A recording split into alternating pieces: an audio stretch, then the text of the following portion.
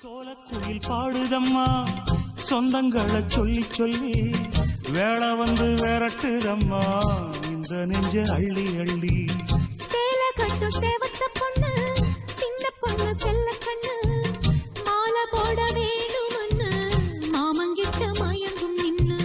சித்திர முடிஞ்சதுன்னா சேரும் அந்த வைகாசி அந்த நேரம் தெரியுமாடி மச்சானோட கைராசி. காத்திருக்கேன் ராப்பகலா எப்ப வரும் வைகாசி.